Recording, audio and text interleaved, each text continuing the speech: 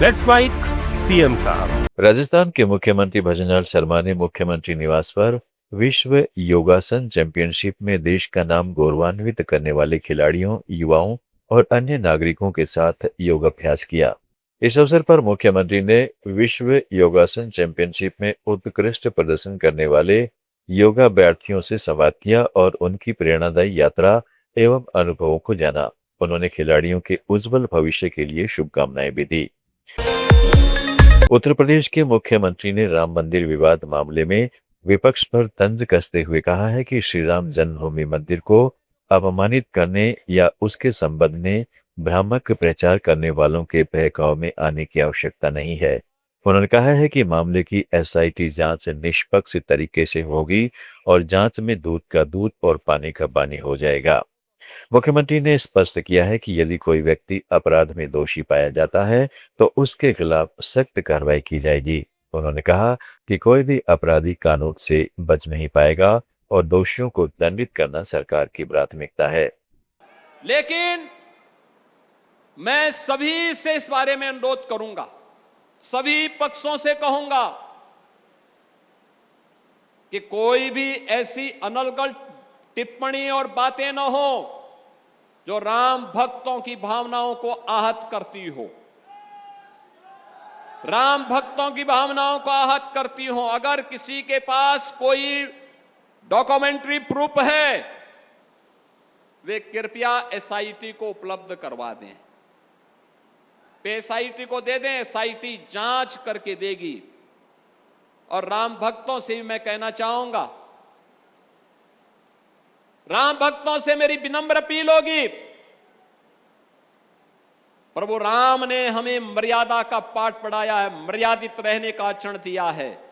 हम उस मर्यादा का पालन करते हुए हमने 500 वर्षों तक, हम लोगों के पूर्वजों ने 500 वर्षों तक प्रभु राम के स्थान को लेने के लिए संघर्ष किया है। 500 वर्षों तक मर्यादित रहते हुए हमने संघर्ष किया है। 15 दिन और देख लें, इंतजार कर लो, चिंता मत करो।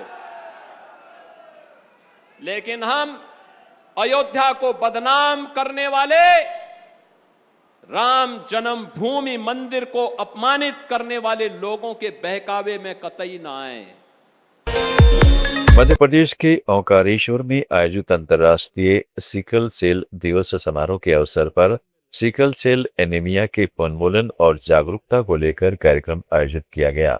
इस अवसर पर मुख्यमंत्री मोहन यादव ने कहा कि प्रधानमंत्री नरेंद्र मोदी जब गुजरात के मुख्यमंत्री थे तब उन्होंने मंगूभाई पटेल के साथ मिलकर सिकल सेल एनीमिया के खिलाफ अभियान शुरू किया था। आज के इस अवसर पर हम सब सच में जिस प्रकार से ये बड़े अभियान में लगे हैं, यशस्वी प्रधानमंत्री श्रीमान नरेंद्र मोदी जी ने जब वो पूर्ववर्ती काल में मुख्यमंत्री थे तब मंगूभाई पटेल साहब के साथ इस सिकल सेल की गंभीरता का एहसास करते हुए उन्होंने उस समय इस पूरे देश का ध्यान आकर्षित करते हुए एक अभियान चलाया था। और अब राष्ट्रीय स्तर पे इस बात के लिए हम कटिबद्ध हैं कि हाँ, हर हालत में हम अपनी भावी पीढ़ी को इस कठिन मार्ग पे जाने से रोकेंगे। उनके जीवन को बचाना ये हम सबका उत्तरदायित्व है। वैसे सरकार बहुत सारे क्षेत्रों में काम कर रही है। एक तरफ हमारे मेडिकल कॉलेजों की श्रृंखला बढ़ रही है। कहाँ हमारी पिछली सरकारों में 55 साल में केवल 5 मेडिकल कॉलेज थे और आज हम 32 मेडिकल कॉलेज पे पहुंच रहे हैं। इसी के साथ साथ आयुर्वेदिक कॉलेजों में भी हम आगे बढ़ रहे हैं। एक तरफ हेल्थ, चिकित्सा, शिक्षा सब क्षेत्रों में समान रूप से बढ़ रहे हैं। लेकिन ऐसे अज्ञात एक तरह से इस कठोर बीमारी के वो जीवाणु जो हमारे लिए उस देव दानव युग के अंदर दानवों की याद दिला देते हैं। मुझे इस बात का संतोष है आज के इस दौर में जब मैं इस तरफ देखता हूं तो हमारे विभाग के माध्यम से बड़ा काम किया। साथ ही आज वो पंचायतें जिन्होंने अपने आप को स्क्रीनिंग के माध्यम से अपनी समूची आबादी को स्क्रीनिंग करते हुए दक्षता से काम किया, उनको भी बधाई देना चाहूंगा। गोवा के मुख्यमंत्री प्रमोद सावंत ने अंतर्राष्ट्रीय योग दिवस के आयोजन को लेकर कहा कि राज्य सरकार ने सभी तैयारियां पूरी कर ली हैं। साथ ही सीएम ने लोगों से भी बड़ी संख्या में योग दिवस कार्यक्रमों में शामिल होने और योग को अपनी दिनचर्या का हिस्सा बनाने की अपील की। योग शारीरिक और मानसिक स्वास्थ्य के लिए बेहद महत्वपूर्ण है। राज्य में अंतर्राष्ट्रीय योग दिवस 21 जून को मनाया जाएगा, जिसके लिए सरकार ने विभिन्न स्थानों पर योग कार्यक्रम आयोजित किए हैं। गोवा सरकार की तरफ से इंटरनेशनल योगा डे की पूरी तैयारी चल रही है। उन्हीं के अवसर पर आज का ये प्रोग्राम प्राइवेट आयुर्वेदिक प्रैक्टिशनर के साथ था। गोवा में कम से कम 25% of the population which is an 2.5 lakhs people will join for the world international yoga day on the 21st yoga करने के लिए। मैं सभी लोगों को भी अपील कर रहा हूँ क्योंकि वो योगा डे पे ज्वाइन हो जाओ। और ऑनरेबल प्राइम मिनिस्टर ने जो यानी पूरे ग्लोबल लेवल पे इंटरनेशनल योगा डे मना रहे हैं उसमें हम पार्टिसिपेट करें। आयुष डिपार्टमेंट महाराष्ट्र के मुख्यमंत्री देवेंद्र फडणवीस ने यंत्र इंडिया लिमिटेड की फैसिलिटी में प्रेस के लिए आयोजित भूमि पूजन समारोह में कहा कि ऑपरेशन सिंदूर के दौरान पूरी दुनिया ने भारत की प्रगति और उसकी रणनीतिक क्षमता को देखा। आज दुनिया भारत को एक ऐसे देश के रूप में देखती है जिसके साथ किसी भी तरह का खिलवाड़ नहीं किया जा सकता। यह पुराना भारत नहीं है, यह नया भारत है। यह भारत अपनी पूरी ताकत और आत्मनिर्भरता के साथ खड़ा है। उन्होंने आत्मनिर्भर भारत की दिशा में बढ़ते कदमों और देश की रक्षा एवं औद्योगिक क्षमता को मजबूत करने के महत्व पर की जोर दिया। और विशेष रूप से जिस समय ऑपरेशन सिंदूर हुआ उस समय तो भारत की प्रगति क्या है, भारत की सामरिक क्षमता क्या है, इसको पूरी दुनिया ने देखा। और आज दुनिया मानती है कि भारत एक ऐसा देश है कि जिसके साथ छेड़छाड़ नहीं की जा सकती।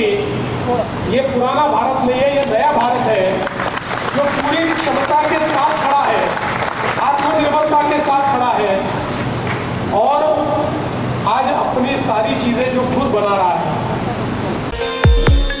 हरियाणा के मुख्यमंत्री नायब सिंह सैनी ने एक कार्यक्रम में अपने संबोधन के दौरान कहा कि सनातन धर्म के प्राचीन ऋषि मुनियों द्वारा मानवता के कल्याण के लिए दी गई परंपराओं की गहरी भावनाओं को आज समझने की जरूरत है और योग, जो एक प्राचीन भारतीय परंपरा में निहित है, आज एक वैश्विक आंदोलन बन चुका है।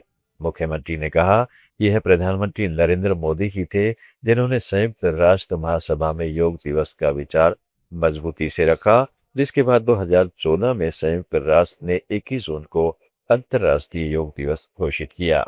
साथियों, हम सब जानते हैं कि हमारी सनातन संस्कृति का ये अनमोल भाग है जो हमारे ऋषि मुनियों ने कोई मानवता के कल्याण के लिए दिया है।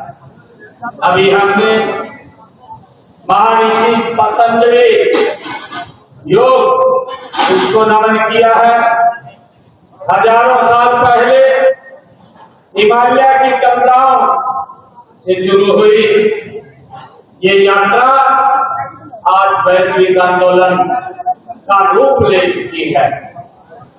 साथियों, देश के यशस्वी प्रधानमंत्री आदरणीय मोदी जी ने संयुक्त राष्ट्र महासभा में सबसे पहले इस उद्बोधन में अंतर्राष्ट्रीय योग दिवस मनाने की पुरजोर पैरवी आदरणीय मोदी जी ने की थी और साथियों, उन्हीं के प्रयासों से 2014 में संयुक्त राष्ट्र महासभा द्वारा एक ऐतिहासिक प्रस्ताव पारित किया गया कि 21 जून को अंतर्राष्ट्रीय योग दिवस घोषित किया जाए।